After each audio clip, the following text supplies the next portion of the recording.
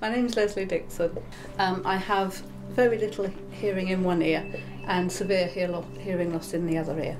I lost my hearing in my 30s.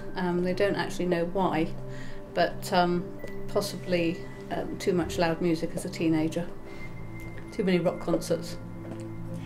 This is Rufus. He's been with me for 6 years now, and my life has become centred around him. Deafness, people can't see it, and I've been told so many times I don't look deaf. Mostly at work, he alerts me if I get a text on my mobile phone or if the mobile phone is ringing. He's been taught to disregard the office telephones because otherwise he'd be up and down like a yo-yo. Good boy, lie down.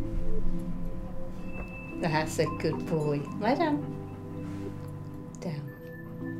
That's a good boy. None of the assistance dogs charities receive any government funding. They all totally rely on members of the general public doing fundraising exercises. When I got Rufus, he kind of brought me out of myself again. And also I feel more secure because I know that he'll alert me if there's a sound that I'm supposed to hear that I wouldn't otherwise do. When you first approach hearing dogs, I just phoned them up. They will then send you down an application form, and you have to send off copies of your hearing test so they know the level of your deafness, and often a letter from your doctor or your hearing specialist. From there you go through a panel up at the Grange, and they decide who is the best candidate for the dogs that are available at that time.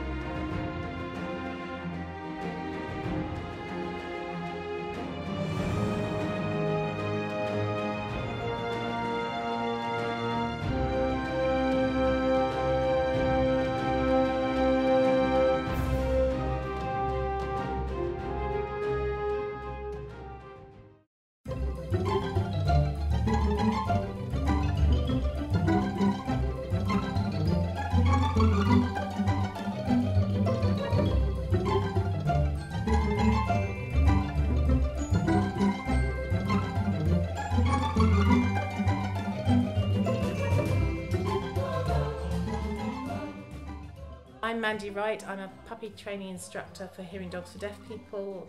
I work remotely and based in Hampshire, and I'm one of a team of 12. My job involves supporting volunteers and helping them train their dogs to become candidates for a working hearing dog.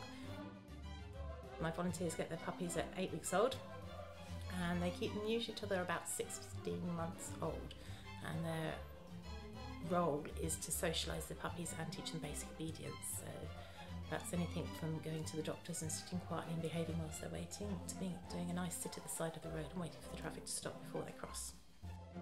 I love my job. I'm very privileged to do what I do. There's not many people that can say they had a dream job as a child and they can do it as an adult, so I'm very, very lucky. The recipient will come in at about week 12 of the sound work training to meet the dog. And the deaf person comes into one of our centres and stays with the dog for a week, where we transfer the bond from the sound work trainer to the deaf recipient, and the dog starts working for them. They then take the dog home, and usually takes about 4 months from then on to say that the dog is fully working. So we know it will work to everyday sounds, it will work to an alarm, a fire alarm if it's out in a shopping centre, and we can sign that dog off as a fully working hearing dog. And that's the life of a hearing dog in a nutshell.